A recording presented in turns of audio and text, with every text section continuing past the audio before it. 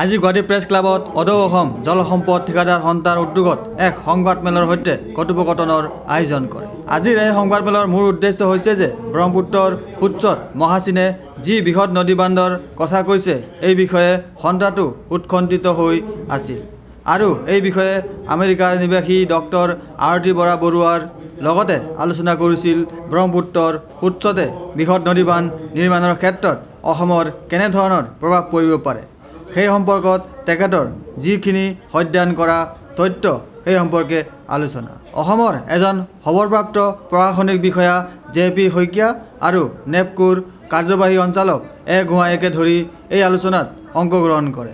আজিৰ আলোচনাত এটা কথা স্পষ্ট হৈ পৰে যে অসমৰ ভৱিষ্যত অন্ধকাৰ বুলি শংকা কৰিছে।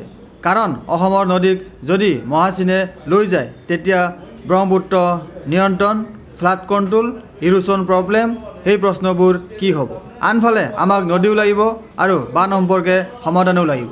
সেই বিষয়ক লৈ আজিৰ সংবাদমেলখনত সকলোৱে নিজৰ নিজৰ ব্ৰহ্মপুত্ৰৰ ওপৰত কৰা সন্ধানৰ তথ্য দাঙি ধৰে।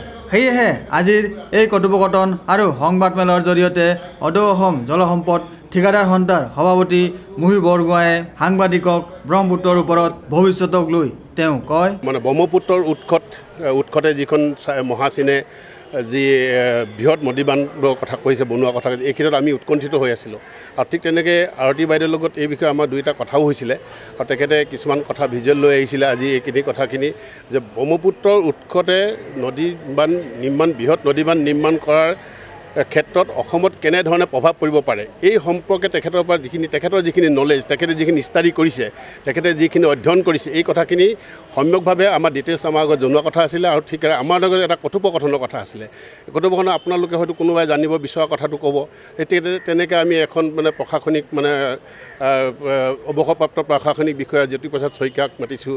ঠিক তেনেকৈ উত্তৰ পূব এইটো নিপকোৰ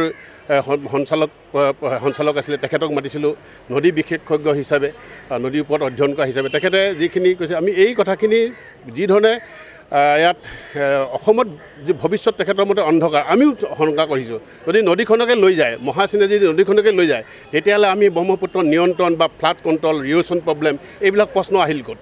গতিকে এই কথাখিনি আকৌ আমাক নদীও লাগিব, আমাক নদীৰ সমস্যাও সমাধান হ'ব লাগিব। গতিকে কি ধৰণৰ তেখেতৰ পৰামৰ্শ পাম বা আমাৰ ৰাইজে কেনেধৰণৰ পৰামৰ্শ দিব এই কথাখিনিক লৈ আজি সংবাদমেল আৰু কথোপকথনখিনি আৰম্ভ কৰা হৈছিলে।